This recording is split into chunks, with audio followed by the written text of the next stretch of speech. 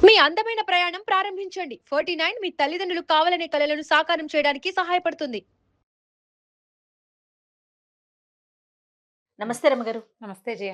రమగారు, తామరాకు మీద నీటి బొట్టులాగా ఉండాలని చెప్తూ ఉంటారు. అసలంటే ఏంటి? అలా ఉండటం అంటే ఏంటి? యాక్చువల్‌గా జీవుడు తామరాకు మీద నీటి బొట్టు. ఇదే పదం. ఈ తామరాకు మీద నీటి బొట్టు అంటే తామర ఆకు ఎక్కడుంటుంది? నీళ్ళల్లో ఉంటుంది. ఆ! దాని పైన ఒక నీటి బొట్టు పడితే అది అటు ఇటు ఎలా కదులుతుందంటే నీరు తాలూకు గుర్తులు ఆకు మీద ఉండవు. అవును. అది పోతే పోతుంది. ఉంటే ఉంటుంది. ఆకుకి నీటి లక్షణం రాదు. నీటికి ఆకు లక్షణం రాదు. మానవ శరీరంలో జీవుడు అలాంటివాడు. పూర్తిగా వేదాంతం చేయాలి. మనం ఏంటంటే ఏదో ఒక సమస్య ఒక సిచ్యువేషన్లో ఉన్నామనుకో, అంటి ముట్టనట్టుగా ఉండటం. ఏది మనకు తెలిసినట్టు ఉండదు, తెలియనట్టు ఉండదు, మన దారిని మనం ఉండటం, సిచ్యువేషన్గా నడిచిపోతూ ఉంటే అలా వాడతాం. తామరాకు మీద నీటి బొట్టల్లే అక్కడ ఉన్న చెత్తలు ఏవి అంటించుకోకుండా వీళ్ళ దారిని వీళ్ళు పని చేసుకుని వీళ్ళ పని వీళ్ళు చేసుకుని వచ్చేస్తున్నారు అని. నిజానికి అది పూర్తి వేదాంతపరమైన లాంగ్వేజ్ అది. ఇప్పుడు మనం ఉన్నామా? ఇప్పుడు ఏదో ఒక ఎండ్ ఆఫ్ ద డే ఈ డే ఎండింగ్లోనూ ఇంకో డే ఎండింగ్లోనూ వెళ్ళిపోతాం మనం. అంతే. ఇప్పుడు ఇందులో ఉన్నది ఈ నీలం రంగు చీర కానీ ఈ బుట్టలు కానీ ఏమైనా నేను చేత్తో పుచ్చుకెళ్తానా? వెళ్ళను. ఏది ఇక్కడి నుంచి ఒక్క విషయం కూడా జీవుడితోటి బయటికి వెళ్ళదు. ఎందుకు వెళ్ళదు? ఇవేవి అతడివి కావనమాట. మనం తీసుకురాలా, మనం తెచ్చుకోలేదు. మనం ఒక జ్యోతిగా వచ్చాం, ఒక బొమ్మలో పెట్టబడ్డాం. బొమ్మ నడవడానికి మనం ఉపయోగపడతాం, మనం ఉండడానికి ఈ బొమ్మ ఉపయోగపడుతుంది. బొమ్మ మనము ఈ రెండు తామరాకు నీటి బొట్టు. వీళ్ళు దానికి కానీ దానికి వీళ్ళు కానీ ఏ రకంగానూ ఉపయోగపడరు. ఇది కానీ శరీర పతనం జరిగాక దీంతో వాడు ఉండడు, వాడితో పాటు ఇది వెళ్ళదు కదా. అలాంటప్పుడు ఏం చేయాలి? మనం ఎవరితోటి వెళ్తాం? భగవంతుడితోటి వెళ్తాం, పరమాత్మతోటి వెళ్తాం. అతడితోటిగా ఉండాలి మనం, అతనితో ఉండేలాగా ప్రవర్తించాలి. ఇప్పుడు ఏం చేస్తాం? ఏదో ఒక ఇంట్లో పుడతాం, చిన్న పేద ఇంట్లోనూ జీవుడే. పెద్ద ఘనమైన అంబానీలు అదానీల దగ్గర పుట్టేది జీవుడే. అక్కడ ఘనతగా సాగుతుంది. చంటి పిల్ల పుట్టకముందే వాడికి ఒక రూము, వాడికి ఒక ఇది, వాడికి ఇద్దరు ఆయాలు, ఒక 4 కార్లు ఏర్పరిచి పెడతారు. ఏవీ లేదు, అమ్మమ్మదో నాయనమ్మదో పాచీర ఉయ్యాలగా పుట్టేవాడు ఇంకొకటి ఉంటాడు. వాడైనా వీడైనా పుట్టినరోజున ఒకటే రకంగా పుట్టారు, పోయే రోజున ఒకే రకంగా పోతారు. ఈ మధ్యలో ఉన్న నాటకం అంతా ఎవరిది వాడిదే. పరిస్థితులు ఆడిస్తాయి అవి. వాడు ఏ సిచ్యువేషన్లో ఆ జీవుడు జన్మించాడో దాన్ని బట్టి ఆడుతుంది తప్ప వాడిది ఏముండదు. అదే నువ్వు అంబానీ ఇంట్లో పుట్టిన చంటి పిల్లాన్ని తెచ్చి ఎవరైనా నేల మీద వాళ్ళ ఇంట్లో పెట్టేసావనుకో, వీడికి ఈ మట్టి లో పొరలాడుకుంటూనే ఆ పాతగుడ్డ ఉయ్యాలతోటే బతుకుతాడు. డిఫరెన్స్ ఏమిటి? పరిస్థితులే కదా. వాటికి ఎందుకు ఇంపార్టెన్స్ ఇవ్వాలి అసలు? మనం వాటికి ఇంపార్టెన్స్ ఇవ్వక్కర్లా. ఎంత సింపుల్గా చెప్తున్నారు అమ్మగారు. నిజంగా వాటికి ఏ ఇంపార్టెన్స్ ఇవ్వక్కర్లేదు. మనం ఏంటంటే తెలియక మనం ఏం చేస్తామంటే మాయలో పడి ఇది మందే అనుకుంటాం, ఇదంతా మనమే అనేసుకుంటాం, సమస్తం మందే, నా వల్లే ఇది నడుస్తుంది అనుకుంటాం. ఒక్క క్షణం భగవంతుడు నిన్ను వదిలేశాడా? ఒకే ఒక్క క్షణం నిన్ను రా అన్నాడా? ఏమీ లేదు, యథాపెదగా జరిగేదంతా జరిగిపోతుంటుంది. నువ్వు ఉండవు సీన్లో. నువ్వు ఉండని సీన్ కోసం నీకు ఎందుకు తాపత్రయం? ఎందుకు అంత హైరాణ? దేనికి ఇంత వెంపర్లాడుతాం మనం? ఈ గొప్పంతా మందేననుకుంటాం. ఇప్పుడు ప్రపంచం మనదేననే బతకాలి మనం. ఎవరైనా సరే మనదనుకోపోతే ఎంతసేపు వైరాగ్యంగా ఉంటే ఎలాగా? మనదనుకోవాలి, కానీ మనమే ఇదంతా అని అనుకోకూడదు. పాయింట్ అర్థమైందా? ఇది మనదే. ఈ అమ్మ నాన్న మన వాళ్ళు, ఈ ఇల్లు వాకిలి మంది, ఈ ఉద్యోగం నాది, నేను ఇక్కడ ఉద్యోగం చేస్తున్నా, వీళ్ళు ఇక్కడ మనకు 10,000 25,000 50 1,00,000 ఇస్తున్నారు, దీంతో నా జీవిక నడుస్తోంది. నేను ఎక్కడ పని చేస్తున్నానో వాడికి న్యాయం చేయాలి, నేను వాడి దగ్గర నుంచి తీసుకుంటున్నాను కాబట్టి అని నువ్వు ఒక రకంగా ఆలోచించేసి ఇలా వెళ్ళావనుకో, ఇది నడుస్తూ ఉంటుంది. నేను గనక లేకపోతే కంపెనీ మూసిపోతాడు తెలుసా అన్నావా, నిన్ను మూసేస్తాడు ముందు భగవంతుడు. నీకు రాకూడదు ఏంటంటే అహం నేనే సూపర్ అన్న ఫీలింగ్ రాకూడదు. నా వల్లే ఇదంతా నడుస్తోందన్న భావన ఉండకూడదు. ఎందుకంటే ఉండొచ్చు, నేను పెట్టుకుంటావు, నువ్వు ఏం ప్రయోజనం ఏం లేదు. నీ ఒక్క స్విచ్ ఆఫ్ అయిపోతే, నువ్వు ఒక్క లైట్ ఆపేసుకుంటే నువ్వు ఉండవు, మిగిలిందంతా అలాగే ఉంటుంది. నేను లేకపోతే ఇదంతా భూస్థాపితం అయిపోతుందని భావిస్తావు, నువ్వు మాట్లాడతావు, గొప్పపోతావు. ఏమీ అవ్వదు. నువ్వు లేపైనా సూర్యుడు ఉదయిస్తాడు, చంద్రుడు ఉదయిస్తాడు, సూర్యాస్తమయం అవుతుంది, చంద్రాస్తమయం అవుతుంది. రాత్రి పగలు నీ కోసం ఒక్క గంట, ఒక్క నిమిషం, ఒక్క క్షణం నీ కోసం ఆగదు. ఆగని క్షణాల కోసం నువ్వెందుకు తాపత్రయపడతావు? హైరాణ పడకు, తాపీగా నడు, వెంపర్లాటొద్దు, హాయిగా నడు, స్థిమితంగా ఉండు, నీతో పాటు ఉన్న ప్రపంచాన్ని స్థిమితంగా ఉంచు. వాడెవడో నాకు అన్యాయం చేశాడు, వాడు నాశనం అయిపోవాలని వాడిని పగ తీర్చుకోవడానికి ప్రయత్నం చేయబోక, ఎవడి కర్మానుభవాన్ని బట్టి వాడు పోతాడని వదిలే, నువ్వు స్థిమితంగా ఉంటావు, చుట్టుపక్కల ప్రపంచము స్థిమితంగా ఉంటుంది. నీకేదో ఉద్యోగంలో పదోన్నతి వచ్చింది, నేను కింగుని అని మిగిలిన వాళ్ళందరినీ వెధవలను చేయబోక. ఎందుకంటే ఏదో ఒక రోజున నీ నెత్తి మీద ఉన్న చెయ్యి ఉంది చూడు, నిన్ను కింగుని చేసిన చెయ్యి, అది కనుక పక్కకి తొలగిందా, చెయ్యి కాదు, వేలు పక్కకి కదిలినా నువ్వు కూడా అవుతావు స్టూపిడ్వి మిగిలిన వాళ్ళతో పాటు. ఏ గుంపుని నువ్వు తస్కరిస్తావో అదే గుంపులో వాడి అయిపోతావు ఒక్క క్షణం భగవంతుడు తప్పిస్తే. నేను ఇప్పుడు ఆ గుంపు నుంచే కదా మనం పైకొచ్చాము, అదే గుంపు నుంచి మనం పైకి వెళ్తాం. ఈ ధోరణిలోనే ఇది ఉండాలి జయ. తామరాకు మీద నీటి బొట్టులాగా ఉండాలి. నువ్వు మామూలుగా ఉండు, 10,000 సంపాదనతో మొదలు పెట్టావు, ఓ 4 ఏళ్లలో 1,00,000కో 2 లక్షలకో చేరతావు. లేదా 10,000తో ఒక బిజినెస్ మొదలు పెట్టావు, 25 లక్షల టర్న్ ఓవర్ వచ్చేస్తుంది. అదే డౌన్ టు ఎర్త్ బిహేవియర్ ఉంచుకో, 50,000కి వెళ్ళొచ్చు. 50కి ఏంటి, 1,00,000కి వెళ్తుంది. అది 1,00,000 కోట్లలోకి వెళ్ళిపోతావు, లక్షల్లోకి వెళ్ళిపోతావు. నీ బిహేవియర్ ఇక్కడే ఉందనుకో, ఇక నీకేం ఇబ్బంది ఉండదు, నీకు వెంపర్లాట ఉండదు. ప్రపంచం నీ వైపు సానుకూల దృక్పథంతో చూస్తూ ఉంటుంది ఎప్పుడు. వాడికి నడమంత్రం మీద సిరి, నరాల మీద కురుపు అని నిన్ను అనరు, వాడికి నడమంత్రం అనరు నిన్ను. వాడు చాలా మంచివాడండి, చాలా బాగా సంపాదించాడు, కానీ మనిషి చాలా మృదుభాషి, చాలా సాధువర్తనుడు.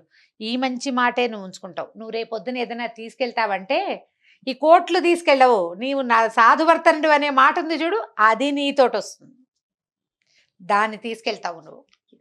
ఆ మాట ఎప్పటికీ నువ్వు ఉండకపోయినా నీ వెనకాల పాలానా ఒకడు ఉండేవాడు, వాడు బంగారు కొండ అన్న మాట మాత్రం ఉంటుంది. మంచి చెడు అవి మాత్రమే ఉంటాయి, ఉండిపోతాయి, అంతే కదా. అంతే.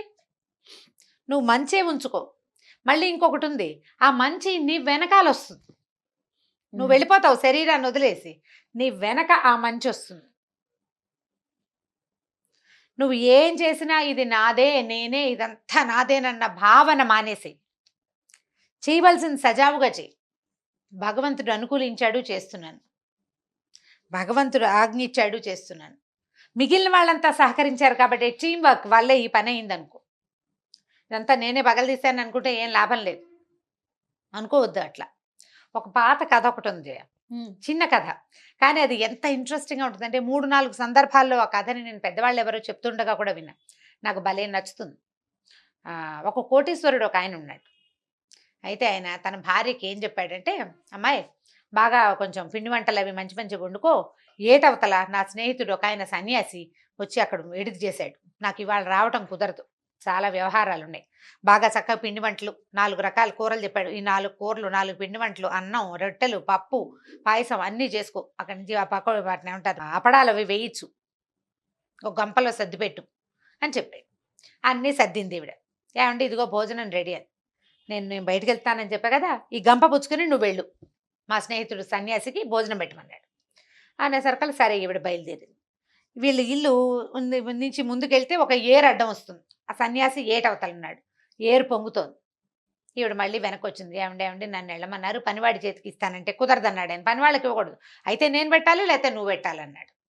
ఏరు పొంగుతోంది అంటే ఏమీ పర్వాలేదు, సదోపవాసికి సదా బ్రహ్మచారి పంపించాడు భోజనం, దారివ్వమని ఏరుని అడుగు, ఏరు దారిస్తుంది, వెళ్ళమన్నాడు.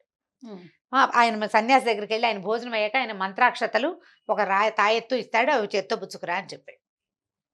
ఈ అమ్మాయి ఏటి దగ్గరికి వెళ్ళింది. ఈవిడ ఏటికి దండం పెట్టింది, అమ్మ సదోపవాసికి సదా బ్రహ్మచారి భోజనం పంపిస్తున్నాడు, దారివ్వమంది.